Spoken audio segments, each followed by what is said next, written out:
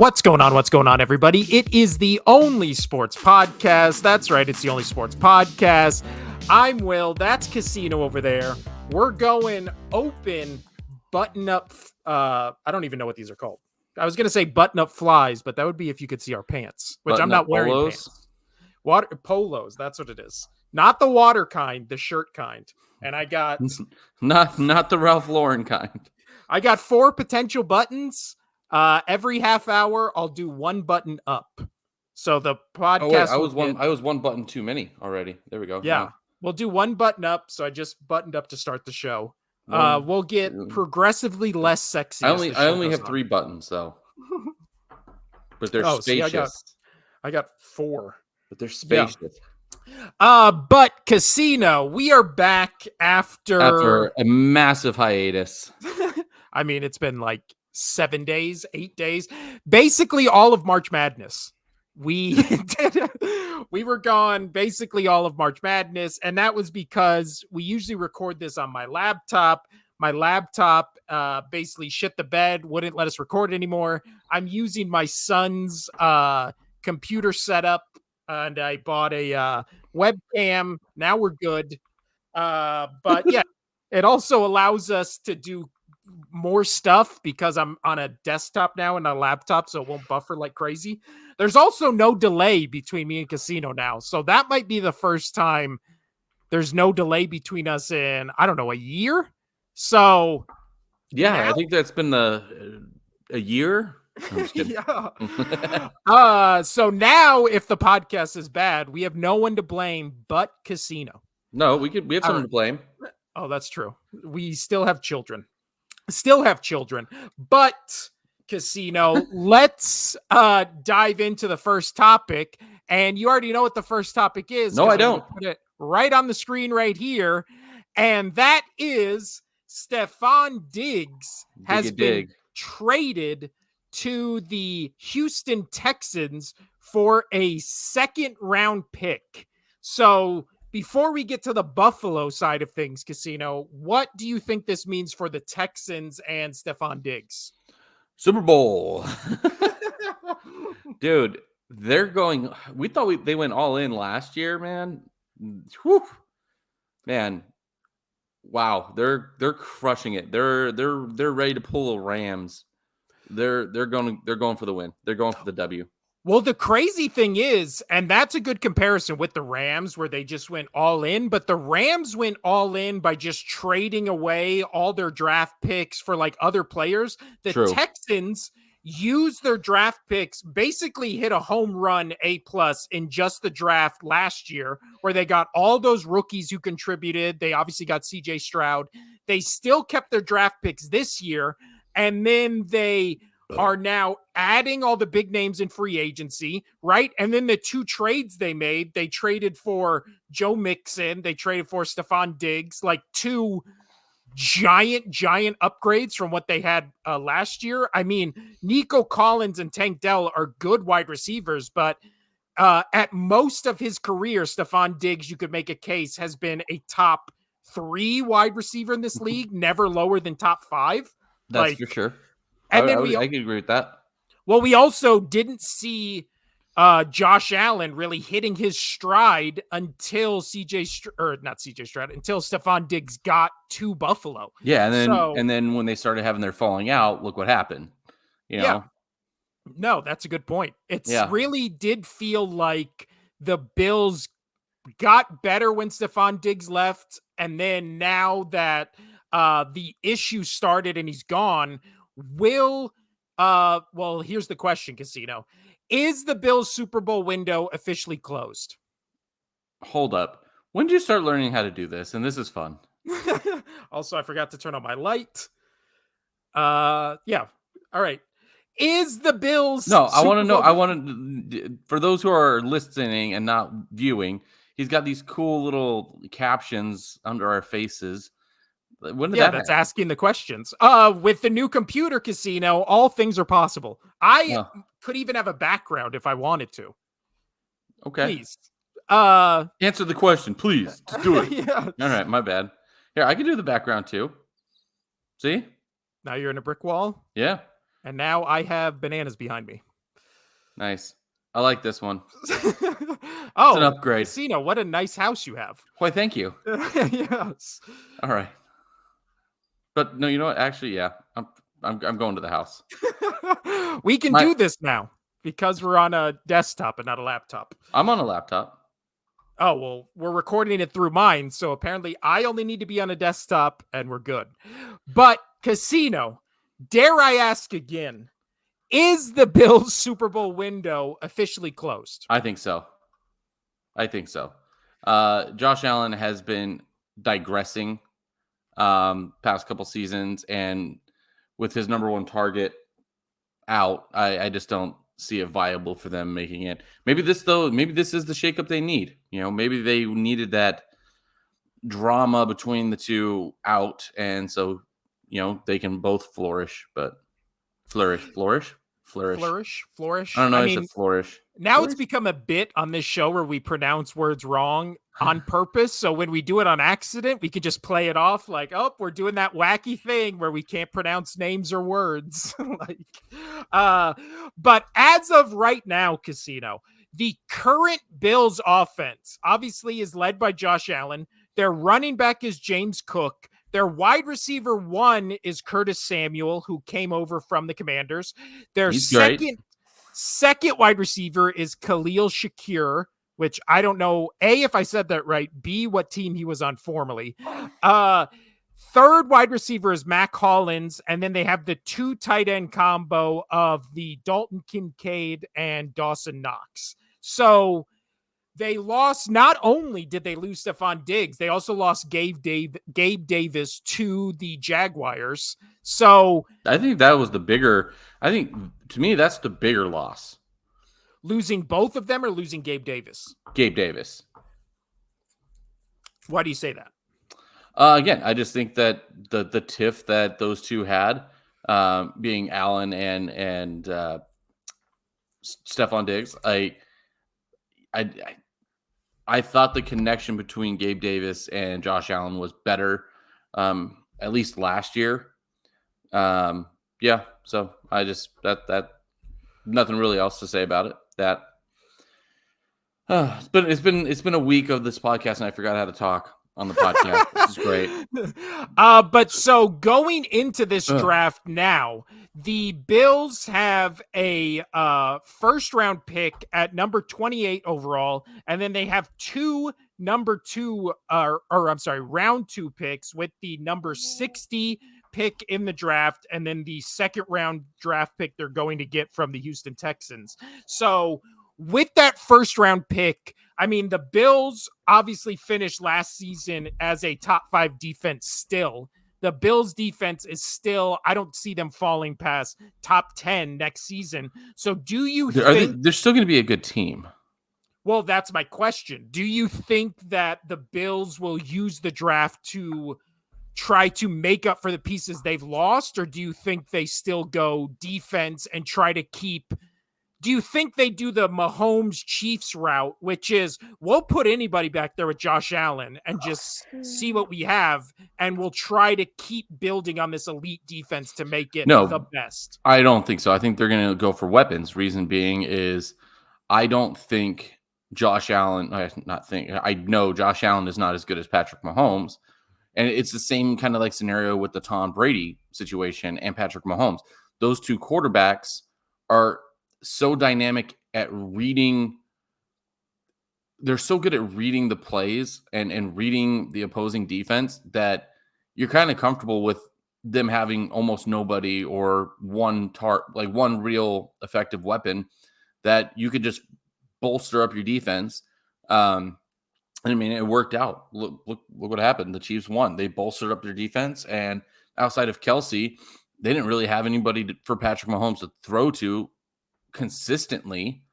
They had all those drop passes that I don't think Josh Allen is capable of doing that. He would try to run the ball, and he already runs it enough in my mind that people can plan for that. So I think they have to give him some offensive weapons to replace those two receivers. Yeah, and it's also been updated from when I wrote this an hour ago. So the Texans got Rodney. Diggs, a 2024 6th round pick, and a 2025 5th round pick for the 2025 2nd round pick. So they basically got Diggs, 6th and 5th round for a 2nd round pick, which I think legitimately is a steal. Yeah. That sounds, I mean, But it's then again, it does. It sounds like a steal to us, the average Joe, not knowing much about what's going behind the scenes. Obviously, Diggs was having issues with the Bills, with the coach, with his quarterback, with the team. He seemed very distant and not connected with that team the last year and a half. That I worry that there could be some behind the scenes thing that they were just ready to move off of him. Well, that did feel like a weird kind of story. Remember, it happened last off season and then kind of bled into the regular season, and Hmm. then everybody was asked about it. There was no reporters or scoops, or we never really heard what the actual issues were. But it Why was, did he leave practice and all that yeah, stuff? And yeah, there was that some people were weird, saying that he left practice. Some people saying he got thrown out of practice. Like, yeah. we don't I really don't, know the official situation of that. So again, I think they were just ready to move off him. I think that it was cancerous to the team in a way where even if it's not for another team, it was hurting their team because they burned a bridge of some sort where they couldn't reconnect it. So, yeah. Also, I forgot to mention the Texans don't have a 1st round pick because they traded their 1st round pick last year to the Cardinals to move up to select CJ Stroud. So, I mean, I and think that worked worked out. out. Yeah. So going into this draft, the Texans don't have a 1st round pick, but they still have 2 2nd rounds, a third, 2 4ths, six, and then 3 7ths. So without the 1st round pick, they still have multiples of almost every other round of the draft. And as we saw last year with their front office and GMs who's ever drafting for that team, they know how to just knock it out of the park. Because I mean, they were getting And guys you in the know, and that's going to even it's going to be good for the Texans this year in teams and front offices that know how to do this well because this draft class is almost loaded in every single category. Yeah, this does feel like a strong draft class. Strong. We have a tight end projected to go in the 1st round, which I Yeah, feel like never we have a happens. tight end projected to go possibly 10, Yeah, that's depending on what the Jets do. 10 or yeah. 11, wherever the Jets sit. I think it's 10 or 11. But Yeah, Brock Bowers yep, from and Georgia. there's talk about that where like how Aaron Rodgers is wanting the new shiny toy instead of doing something that they actually need and bolstering up their lines. Yeah, I feel like this is going to be a really good draft in terms of like different positions being drafted, right? Cuz Oh yeah. obviously first 5 to 7 picks are mostly going to be all quarterbacks, and then it's going to be usually first tackle, first edge rusher, and Oh then no, it you gets got that really wide interesting. receiver. You have the wide receiver projected at possibly at 3. Patriots might take him. Oh yeah, Marvin Harrison Jr. Yep. And then there's also Because Malik Neighbors. there's so many quarterbacks in this draft that my Patriot group we're talking about going what are our thoughts? We're getting Marvin Harris Jr. at 3 and then trading up a little bit to make sure that we get somebody like Penix or somebody that's going to go late first round. Um, and what are we typing? You got No, really no. close to the screen. Yeah, this is just my face. Take a No, good look, everybody. I Keep don't. going. I can see your pores. I don't like it. Well, that's my very clear camera. Oh, Also, I need my wife does that thing where they inject your Botox. forehead. Yeah, so it doesn't move. I think I might need to get on that train, No, Casino. because as soon as you do the wife wants Botox too for other thing. I don't know, somewhere on the face. You get Botox, you're gonna have to keep getting Botox, or it's gonna look worse and worse and worse. So don't go down that train. Hot, That's hot NFL draft talk. that's what I was typing. Yes. Man, you're a slow typer. Oof. But yes, I would. This draft class is just so well balanced that whatever your team needs, I feel like you can get. Yes. Now, the question is when there is, especially in the NFL draft, there's always, I feel like when there's a lot of quarterbacks, there's always the consensus like, this guy is can't miss. This guy is the number one. Well, He's the we've talked best about prospect that. since Andrew Luck, right? We We've heard talked that. about that. Yeah. The only one that I think that this could possibly be true on is Caleb Williams. Like, it's truly like, yes, Yeah. he will be the number one overall, but it seems like this is going to be a very tough one to miss out on as a for sure thing.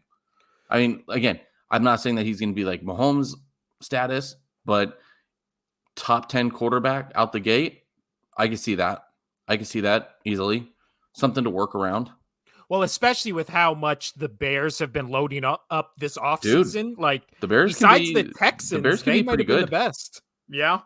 But when it comes to, especially to talk about your Patriots at number 3 Casino, there would possibly be Caleb Williams is obviously going 1. After that, everything's up in the air. It just basically comes down to what teams like who and blah, blah, blah, blah, blah. So for your Patriots, as a fan of that team, I know you have your Patriots group chat and your brothers and all that kind of stuff. Who do you guys want the Patriots to draft? Do you want to go Jaden Daniels, Drake May, JJ McCarthy, or do you just want to take a swing and go for like a Marvin Harrison Jr.? Well, I'm so torn on this. We need a quarterback. So we got I always want to say is Jacoby Brissett back. I like Jacoby Brissett, but he's not a quarterback for the future. I really don't know who I'd rather out of Drake May or Jaden Daniels, but I'm really interested. Let's just say I'm okay if we take the wide receiver. I am. Marvin Harrison Jr.? Yep. And as long as we trade in to make sure we get a decent quarterback and get Penix. And this is not because I liked Penix during the Washington finals. Game. Yep. Thank you. He looked bad when he was pressured, but they've worked on their O-line. We're going to get a lot in the draft. I feel like that Patriots always do that. The defense for the Patriots is pretty much set. Now we're just kind of looking for the offensive pieces and then something on the line to help out a young quarterback or to help out Jacoby Brissett. But I'm really torn on what I want. But I might be leaning towards getting the wide receiver because we haven't had a good wide receiver in a while. Yeah. We didn't pick any of them up during free agency, which I thought we would. But I think not doing that really raises the question of, okay, now we have to get some weapons. Because we lost out on all of the good weapons that were out there. Well, the last thing I wanted to talk about with the draft, which was it's a rumor at the moment, but I still wanted your thoughts on it. So there is rumors and reports that the Minnesota Vikings either would like to, there's 2 reports coming out of Minnesota. They are either going to try to trade up to get JJ McCarthy, or they're going to go into next season with Sam Darnold as their starter and look at quarterbacks in next year's draft potentially. So if you're the Minnesota but then Vikings, they would have to do the same thing. They would have to trade up, or unless they're expecting to bomb. Yes. So that is my question. If you're the Minnesota Vikings, do you take a shot on JJ McCarthy, or do you roll with Sam Darnold and see which way the wind blows? I would say take your shot because I think this is a really good quarterback draft class. Personally, Yeah, And if you don't, like, what do you basically just you're just saying, oh, we're just gonna blow next year? Because who knows? What if Sam Darnold has a okay season, but it puts you smack dab in the middle? that's a good point. Like, Yeah. then you're screwed all over again. You have to make this decision again. Or here's my thought, Casino. What if you're the Vikings? You trade up in the draft, right? Make sure you don't lose any draft picks for next year. You just, lose a third or fourth or whatever it's going to take to move up. And you select Marvin Harrison Jr. So then you got Justin Jefferson on one side, Marvin Harrison Jr. on the other. And then it's like, So they would have they would potentially have to get at least in the top 5. yes. Well, to get JJ McCarthy, they would have to move up to 4. There's projections right now that they're going to trade with the Arizona Cardinals at 4 because the Cardinals are one of the teams that's not like one player away, right? So they need to build draft capital to draft more players. So the mock drafts I've seen, it always shows Chicago obviously taking Caleb Williams, the Commanders after that, obviously drafting a quarterback. The Patriots after that, drafting a quarterback. And then the 4th spot is where it's always like really weird, right? Because there's a bunch of mock trades. There's a bunch of maybe, I don't know, maybe the Cardinals just take Marvin Harrison Jr. But it just becomes one of those things where that seems like the spot where any teams that need a quarterback can potentially move up to, because with the Cardinals, who knows like what they need, what they're going to draft for. I mean, is Kyler Murray still the guy there? I don't know. All right, Casino. Now that we are done with that hot draft talk, Hot goss. hot goss, let's talk about the women's March Madness and the Final Four on that end. Why don't you take this one, Casino, and just tell us the Final Four teams on the women's side? I was wrong. UNLV did not win. Oh, yeah. I was also going to give you shit last. I know you were. We tried to record a podcast last week, but obviously my computer shit the bed, so we couldn't. One of the topics I wrote was, I need to be more mean to Casino when he goes Homer picks, because that was an egregious one. I did not push back against. It worked out last year. I said the Knights were going to win as soon as they got Bruce Cassidy, so that's blow true. Me. But let's see. How did UNLV do this year, Casino? They won the Mountain West 3 years in a row for the women's. And then the men made postseason basketball for the first time in a long time. Huh. And then how did that go when they went up against Creighton? This podcast's very own team that you tried to root against. Again, I was rooting for the men's Creighton team. I was not rooting for the women's Creighton team. Anyway, moving on. So the Final Four, we have NC State versus South Carolina. And then we also have UConn versus Caitlin Clark. Just going to leave it at that. Yeah, she plays for Iowa. But yes. Iowa Caitlin Clarks. Yeah. The Iowa Caitlin Clarks. So let's just go back to just this last game. I mean, all the others were kind of Texas did get beat by NC State, which was and USC. So 2 of the number 1 seeds got beat by 2 number 3 seeds, with the UConn Huskies beating USC and then North Carolina State beating Texas. So good on the 3 seeds for doing that. Texas, I don't care about. UConn or NC State, I don't care about. But I was happy UConn did beat USC because mainly I don't like California teams, but also I'm a big fan. We've talked about this. A big fan of Geno back from when Geno and Pat Summitt, the UConn versus Tennessee rivalry back in the day. So I was excited to see Geno. So which really leads into I'm really excited to see UConn versus Caitlin Clark's Iowa team. But yes, so the main one that everybody cares about, we knew South Carolina was going to be NC State, or was going to beat Oregon State. At least I did.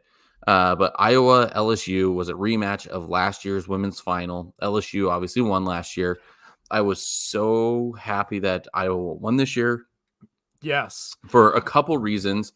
Obviously, I like just seeing, a punch back and forth because now it sets up for a third, and I'm really excited. But that's, We won't get a third. I know we There, won't get it. because all the good players are leaving. Leaving. I was just about to say that, but it was exciting. But uh, Caitlin Clark just decided, oh, you know what, I'm going to take this game into my hands. Absolutely stellar performance by her. Did you watch this game, I Casino? did. I did too. I Dude, did. she was launching 3-pointers from, almost mid-court and just like sinking them. She was hitting deep threes. Dude, It was that's what I've been trying to tell people. I'm like, oh, like I've had people come through my bars and they're arguing like, oh, it is still a women's basketball, like doing that whole thing, right? And I'm like, okay, but you still got to make the baskets. A shooter's a shooter, and she's not just shooting from the women's 3-point line; she's shooting from men plus NBA 3-point line, and she's sinking them. Like, yeah, it's outstanding. But anyway, she had 9 threes, 41 points, 12 assists, 7 rebounds in 40 minutes. That was an absolute stellar of a game. She was pissed off. And so I liked how she's been going about herself this season compared to last season. She seems a little more focused and not like super into look at me, look at me, look at me. She's more into I want to win that fucking title. And I liked how she's approached this season, which on the flip side of that, Angel Reese, she's a great competitor. She's a great basketball player, but I was fine with how she was last year until the finals where she's like doing the you can't see me, the ring thing, like while the game's still going on, which bothered me. We've discussed that. I didn't like how she did that.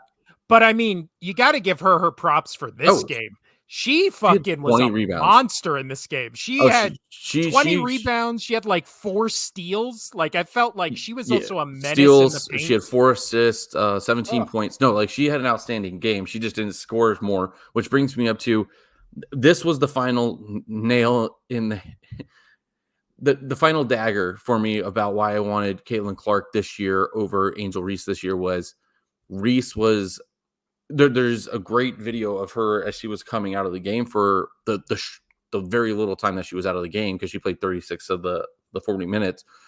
But she leans over to her coach as she's coming out and she just says, "Give me the fucking ball." Like, on the other side, the Van Lith or however you say her name, Caitlin Clark was carving her up, and everyone should give shit to the coach. What's her name? Mulkey, for just making no defensive adjustments whatsoever. So out of all of that, like, yes, Caitlin Clark, again, I said I like her this season because I like how she composed herself and she wasn't like, look at me. Angel Reese, I still felt like had that same attitude, like I'm still the champ, I'm the champ. But I like dickhead players. I know you do. And I do too. I do too. But again, this year I just wanted to see it flipped. Because I liked the fire that Caitlin Clark had this year. And it was not about, she didn't care about points or this or that. She wanted to win. She just wanted to win a title. And she still got more to do. But I hate the LSU's coach. I hate her. Yeah. I can't stand her. If I was a player for her, she does come off like a real douche. Real douche. A real C. I mean, I'm comfortable with saying that word, but maybe our viewers don't like it. So I have said that word about people who rightfully deserve it in front of like people I work with, and everyone clutches their pearls as if I just said a curse onto people. So I guess that's the one forbidden curse word you can't call people.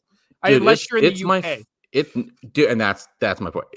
So that's what I was gonna get. It's one of my favorite words of all time, if not my favorite word of all time. I've been overseas, like fortunate enough to go overseas multiple times. I've spent probably a total about 3 weeks over in England, and the people that I've met over there and stayed in contact with, they use that word like we use the word bitch, and it makes me really, really happy. And you know what? And I like, and what you're saying is like people are like, ugh, when you say it. I think that's why I like it so much, is because it's a word that like shoots daggers into people's hearts here in the States, and it makes me Yeah. really happy. And to clarify what I was just saying, I only like calling dudes it because I think it's funnier when you call men that I'll because call everybody women it. I don't women it's like okay there's connotation or there's it denotes something blah blah blah. With men it's like again the equivalent of bitch but it's more Well, see, that's forceful, how I which just I see like. that's just how I see the word. Yeah. Yeah, and the Okay. word we're I get talking what you're about saying. is communicate. So, But getting back to this game, Casino, when it came to, I thought defensively, I thought LSU in the paint was able to make the comeback to tie it up going into halftime just oh, that strictly by was being dominant in the middle of the field. I But love then, that. I love that when she laid it up right before halftime and it was 45-45. I was like, "Oh, I love that." Like they're yeah, on equal ground. Like nobody could say, "Oh, they were up a couple points at half." No, it was equal ground. It was okay. We've played X amount of minutes. Now let's just the whole first half. Let's see what we do in the second half. I loved it. I thought that well, was phenomenal. also from the field, Iowa was like 8 for 9, and they were just. I mean, it wasn't only Clark. Everybody on that side of the ball was just on fire. So for that game to be tied at halftime, where it really felt like Iowa played a perfect first half, that was the one. That was the moment where I was like, "Is this the best moment in women's sports history?" Because In all of sports, I think all of women's sports, it was this one of the most important games for women's sports. It's because I can read to you that this game had 12.3 million viewers, making it the most watched women's college basketball game ever. And then it had more viewers than any college football game last season, except for Ohio State versus Michigan, more than any Thursday night football game. It had more viewers than those are any women's those are college those are basketball big game numbers, man. ever. And then it had this one was crazy to me. It had more viewers than any NBA Finals game or any World Series game last year, which is again for and when I That's say wild. women's sports, I don't want to include like tennis or those like tennis or actually no, just tennis. I don't want to include tennis because I feel like that has like the international flair to it and it's looked at differently than like women's sports over here. You get what I'm saying? Like I'm Yeah. saying maybe let me clarify and say American women's sports because obviously Serena and Venus Williams like they've played in very important big sporting events, but I'm just talking specifically like a sport that nobody really paid attention to until the last 2 years. And I don't even I think that's mean, crazy to say. and no, well, I mean, honestly, the last time that I was really interested in women's college basketball was when you had Pat Summit versus Gino and the Yukon Huskies, like that rivalry where they were basically just trading back and forth championships. Outside of that, like, yeah, this is the last time that I could really be like, I'm super into the women's March Madness. I mean, if you would have told me 5 years ago that a women's, not even the finals, just a An women's Elite Eight college game. basketball game, yeah, would get more viewers than the NBA finals or the World Series, I would have said there's literally no way. The WNBA has been around for 20 years, right? Like there's been great players in the WNBA in college basketball. Just most people I know who consider themselves sports fans, myself included, I can't name 3 WNBA teams. I It's can. I just can. a I can name thing. almost all of Yeah, them.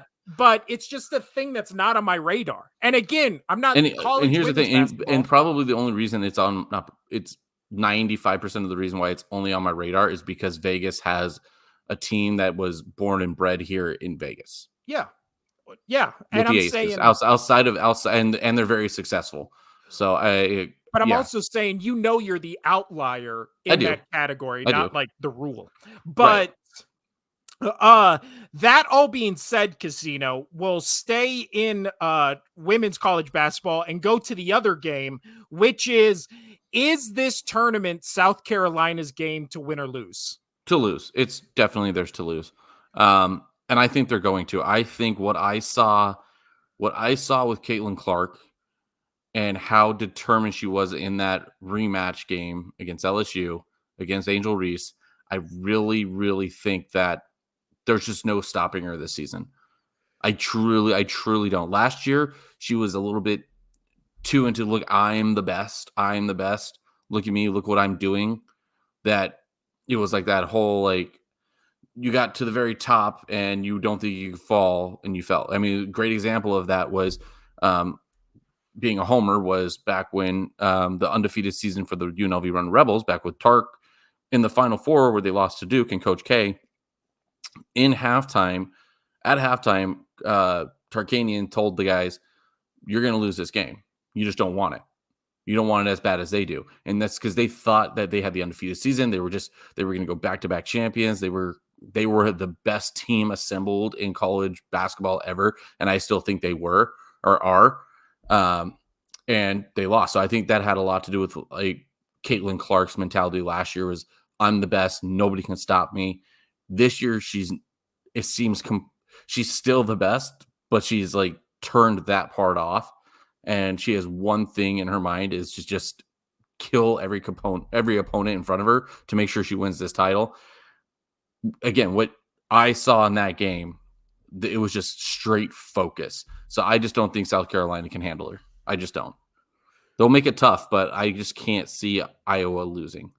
Well, also with the UNLV comparison, you can also say maybe the mob has some undertakings in this game, Casino, because that's long been the rumor of why UNLV lost that game. Uh, so maybe there's big money riding on South Carolina. Who knows? But also news today, Casino. I think it is uh, all but certain right now that Caitlin Clark goes to the WNBA. And as of 4 hours ago, from when we're recording this podcast, Angel Reese declared for the WNBA. So I'll throw both of them in this. Can this rivalry save the WNBA? Yes. I think so Well, too. I mean, yes. I mean, if they really really market it well, because I mean, there's been some great players coming into the WNBA, and there's been some good rivalries in the WNBA as of late, even, but they're not really developed until they get into the NBA or the WNBA, and that's just because you have like there's like four teams that are always like the powerhouses every year, and so you just like to see them compete against each other. But this will be fun to watch. Um, I like these kind of rivalries where they start at a lower tier and then they keep advancing until they're at the top.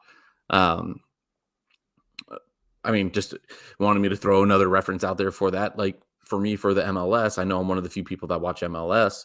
But most of my teams are all New England teams, but I'm a Portland Timbers fan because I watched them in the lower leagues, and the Seattle Sounders. That rivalry has been around since the 70s, and they were in lower tiers together, and they kept moving almost simultaneously through the leagues, and then they both made within like 3 years of each other made the MLS, and there's such a massive rivalry for that. It is outstanding and fun to watch that, and I get excited for that rivalry because I know the history, and I feel like the people know the history now between these two players, that if they go in the WNBA and they're on different teams and they're on good teams that can compete for the finals, that'll be fun to watch. Yeah. I didn't know the WNBA only had 12 teams. Yes. Can you name all 12 teams, Casino, right now? We got, all right, let's try this. So we got the Sparks, Sparks, Aces, Sky, Liberty, now I'm put on the spot. Now I'm losing it all.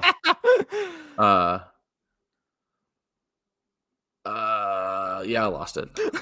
So you have the Eastern Conference with the Atlanta Dream, Chicago Sky, Connecticut Sun, Indiana Fever, New York Fever. Liberty, and then the Washington Mystics. And then you have the Western Conference with the Dallas Wings, Las Vegas Aces, Los Angeles Sparks, Minnesota Lynx, Phoenix Mercury, and Seattle Storm. The only one that I could probably not have remembered was the Lynx, but because I can't even recall the logo. But every other team, as soon as you said it, I just see the logo in my head.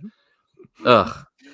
But yeah, to answer the question I posed to you, I do think Caitlin Clark can save the WNBA, especially because she is, if she can be what Steph Curry was to the NBA, which is just something that league had not seen to that level up to that point, who just kind of came in and blew the doors off the place. If she can go into the WNBA and she's averaging, I don't know, 30 points a night, and she's hitting 6 threes a night that are close to the logo, that's going to be a thing that's going to be getting on Sports Center. It's going to be getting in the top Definitely. 10. It's going to get people talking. Yep. Like, I said, that's already got me talking. Like, whenever people are telling me, like, they're like, oh, it's still women's college basketball, like, blah, blah, blah, blah, blah. And I'm like, okay, but watching a pure shooter is fun for anybody. Mhm. And when she's shooting and she's making threes that are past the men's NBA 3-point line and further out, like that's cool to watch, where you're like, okay, she's past midcourt. What's she going to do with the ball? Is she just going to throw it up? Like, that's fun. That's entertaining.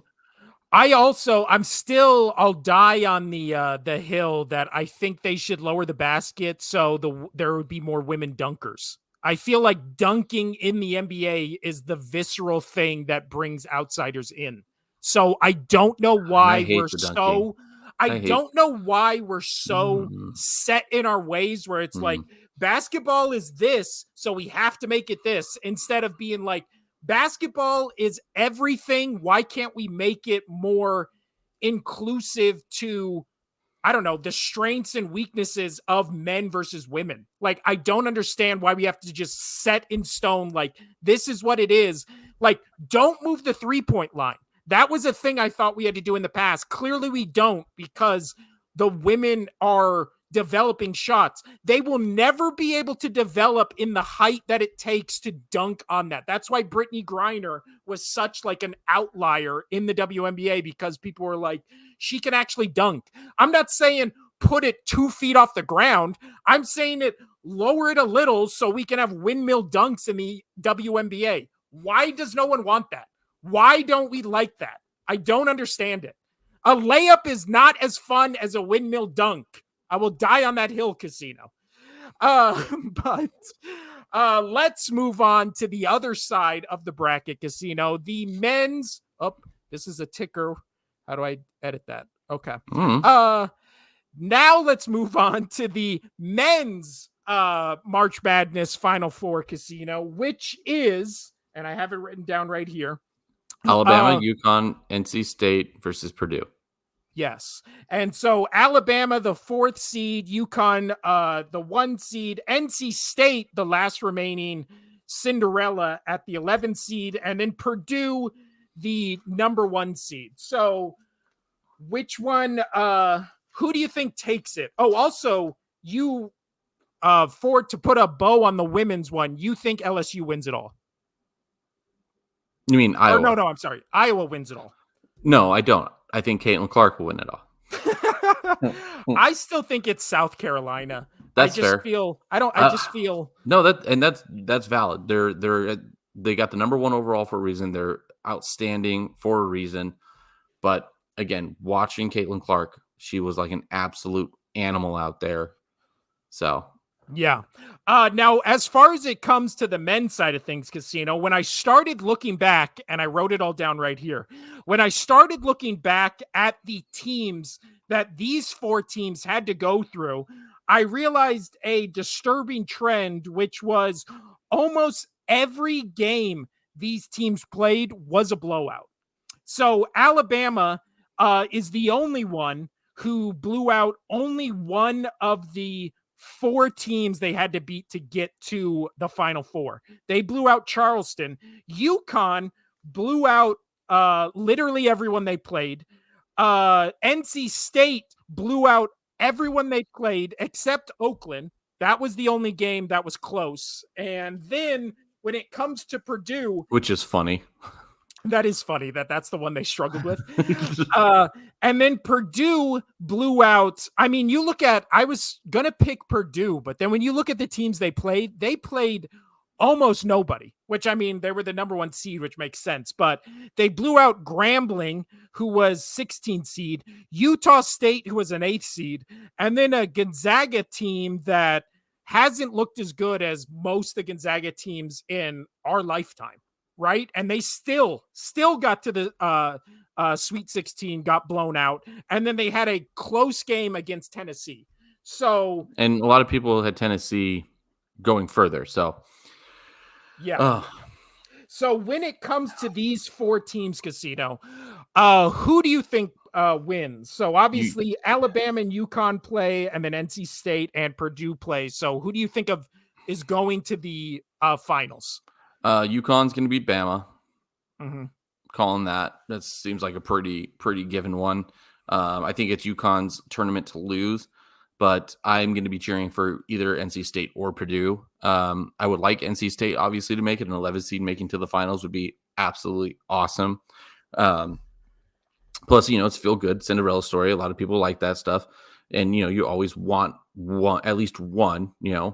But watching DJ Burns Jr., my God.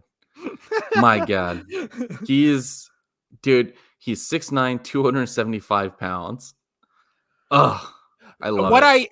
That's the guy from NC State, correct? Yes, I want to see him. I want to see him in the finals. Even if they get to the finals and they lose to either Bama or UConn, which I think would be UConn, I want to see DJ Burns Jr.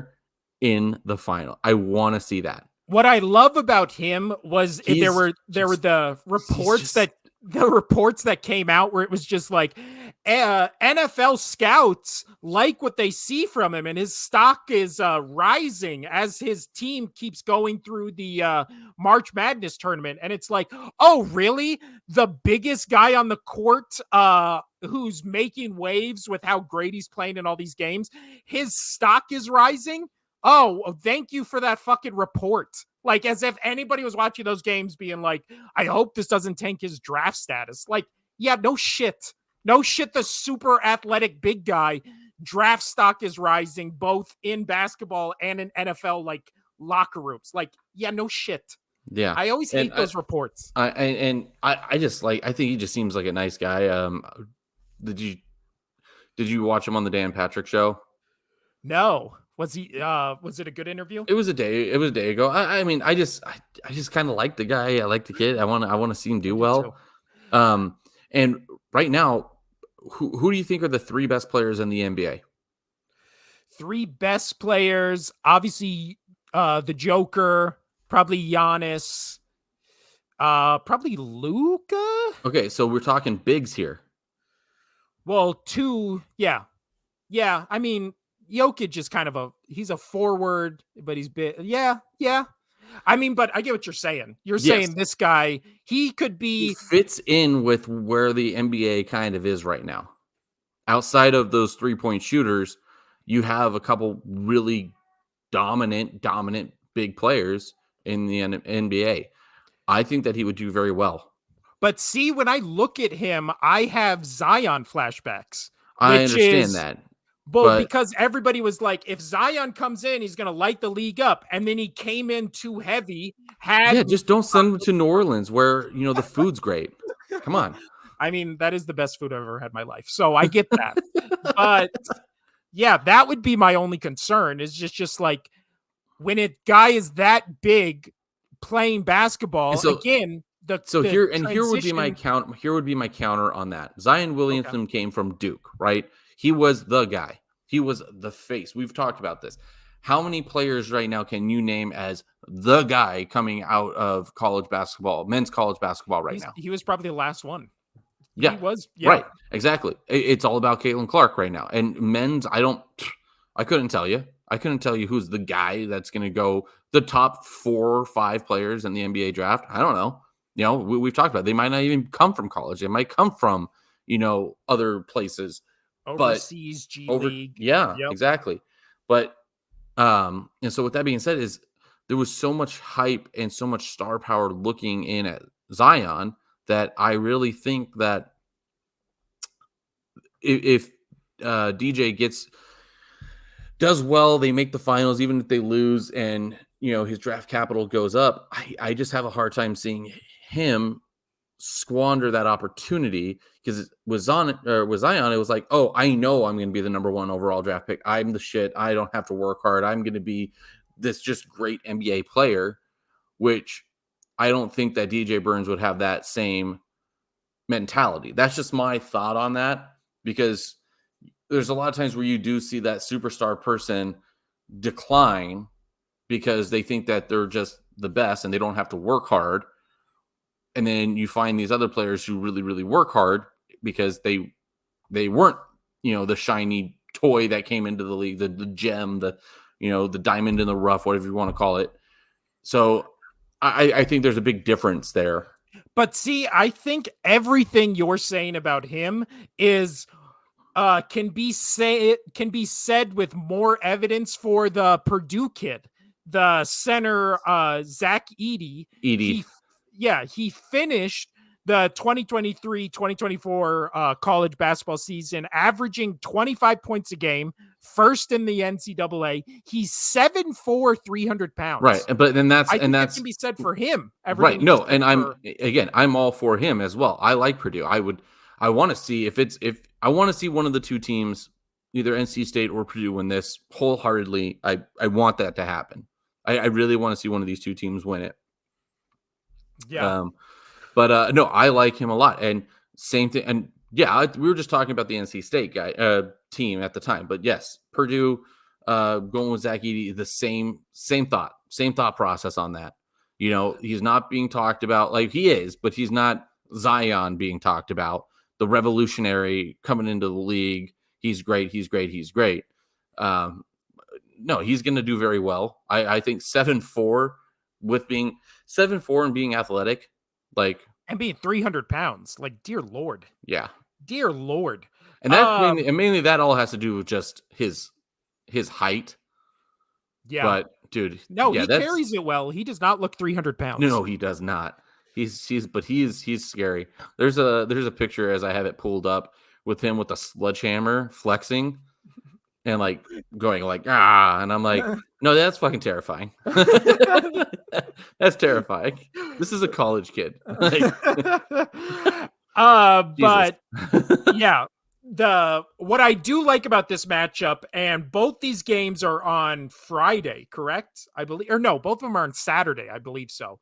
But you look at all. Oh, this is funny. I'm looking at now. I'm just going down the rabbit hole. I'm looking at Zach Edey's parents. Jesus, I feel bad for his mom. Yeah, I wonder if he was that big as a baby. Probably not. But when you look at all the predictions for the Final Four casino, it basically is everyone saying it's going to be UConn Purdue. What percentage chance would you give it to be anything else? Teams? Yes. Anything else besides UConn and Purdue. So that could mean percentage wise, I'll give it a good, let's just go. I was going to say 11, but I want to say 14%. 14%. You are giving NC State more credit than ESPN is. ESPN is giving them, I believe last time I checked, well, 8%. This is not. So this isn't just NC State. This is also Bama. Yes, but which just ups your odds slightly. Would anything that wouldn't be UConn, Purdue. So yes, so if they're giving NC State 8%, that's only a 7% or 6% more just to say that there's a possibility that Alabama can pull it off too. So, well, with what we've seen in terms of the tournament where I was just talking about with blowouts, it it's clear that UConn and Purdue are the two most dominant. And when you just look at the spectrum of games, Alabama has had one blowout and then has basically been a shootout in every game that Yeah. they've won. So those are the teams that scare me, where it's like they've been in close games before over and over and over again, and they persevere, and now they're in the Final Four. Gotcha. It scares me when it's UConn or no, it specifically scares me when it's UConn, where they've blown out every team they played. So then all of a sudden, what happens if there's 2 minutes left and it's a tie game, right? Then it becomes that thing of like, we haven't been here before. It's a high pressure situation. It's to go to the championship. And if it's against Alabama, then Alabama's like, this has been us every game for the past month, right? There you go. So and then NC State, I mean, I think if I'm rooting, how great of a game is that going to be, seeing ED versus Burns? Oh yeah. That one I'm looking forward to much more than the UConn game, but I feel like if you're Purdue, you struggled with Tennessee. That was a much closer game than I think people thought it would be. Well, I don't think so. I thought a lot of people were having Tennessee really go farther. Yeah. A lot of people were high on Tennessee, at least from what I was seeing. But well, Casino, on this podcast, you're the only 10 I see. But and then we have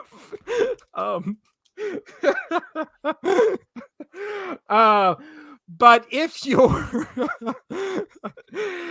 you're Purdue, I think you fall into the same category that UConn does. But I think if I would want to be in any of these team positions, it would be NC State, because it's like nobody expected you to get here. You're playing with house money. Like, those are the dangerous teams. Those are the dangerous teams. It always scares me when it's like that thing of like, this team is doing something no team's ever done before, because there's no playbook how to beat history, right? Like, we've never seen this before. An 11 seed has never gotten this far. So throw everything you know out the window, right? And we've said the problem with the college basketball regular season is kind of the benefit to the March Madness season, which is there's no stars really in college basketball. So then, which means there's no star teams, which means when it gets to March Madness, it could just be anybody, right? Now, obviously you have really good teams like UConn and Purdue, but NC State and Alabama are a 4th seed and 11th seed. Last year we saw FAU. So it's like that the detriment during the regular season benefits the March Madness tournament because it makes it more unpredictable, which is why everyone loves March Madness. So an 11 seed making the Final Four has only happened 5 other times. Oh, it has happened. I thought it hadn't happened. No, so it was so NC State, and then you also had UCLA in 2021, Loyola Chicago, if you remember that, in 2018, VCU in 2011, George Mason in 06, and LSU in 86. So I think the history was an 11 seed had never made it to the finals. Correct. Right? So all those teams lost in the Final Four. Yep. Okay. Well, then, yeah.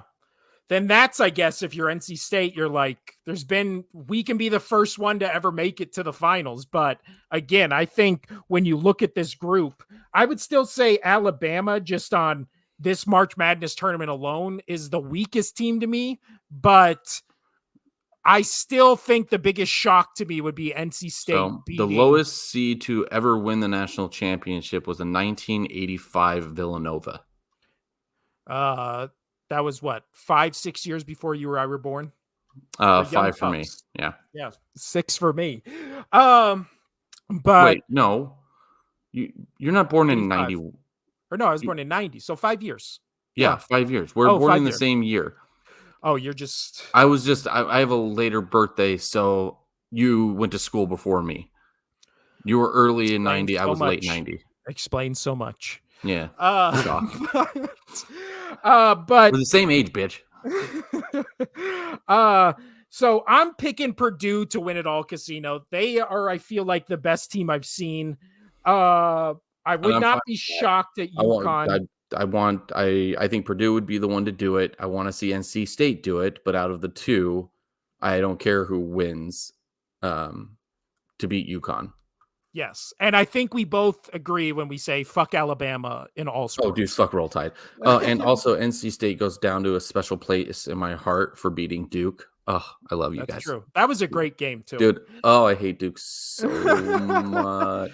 Thank God we didn't have Alabama and Duke in the Final Four. Ugh. That would have been... And then I would have to cheer. Oh, so here's a fun fact before we end the show. I didn't understand why the Huskies were the mascot. It's because it UConn, like the mountains, UConn. Oh, UConn Huskies. Oh, okay. You learn something new every day, right? Isn't that great? Either. And yeah, my coworker was like, "Yeah, they did that on purpose," and I was like, "Oh, that makes total sense." So now I can't. Now every time I say UConn, I can't see UCONN. I see YUKUN. I see or YKON. I see UConn. Huh? Yeah, YUKON. That's how I see it every time now that I say UConn Huskies. Well, on that note, Casino, what a show. What a return. It was rough at best. We'll be better in the future, I promise. I can't promise that. No, but this is the show for the everyday Joe.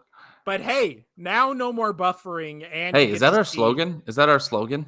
That is our slogan. The the show for the everyday Joe. You could have just left it at slow. The slow for the everyday Joe. That'll be on a t-shirt one day. We're going to get t-shirts made, Casino. Dude, so we have so many t-shirts. But on that note, this has been the Only Sports Podcast. We might be back Friday. We might not. I don't know. Who knows? I'm tired of promising you guys when we're going to be back. Just follow us. My body, I'm at that point to where I'm so overly tired where my body's about to just like shut down. Yeah. For like a day. If it happened on the podcast though. Just like. Yeah. You know what? We will be back Friday. Maybe a solo show if Casino can't go. I just rhymed that all. But this has been the Only Sports Podcast. I'm Will. That's Casino over there. This is the end. By the way, no, one more thing. Gonna keep adding to this. One of these days this summer, you're gonna come over, you're gonna hang out, the kids are gonna swim, and we're gonna do a show side by side. That'll blow up the internet, Casino. Remember when there was that thing where it was it might blow up my internet connection. Yeah. But this has been, it says it right there, this has been the Only Sports Podcast. Now it's official. I'm Will, that's Casino. We will see you Friday, maybe one of us, maybe both of us, and adios.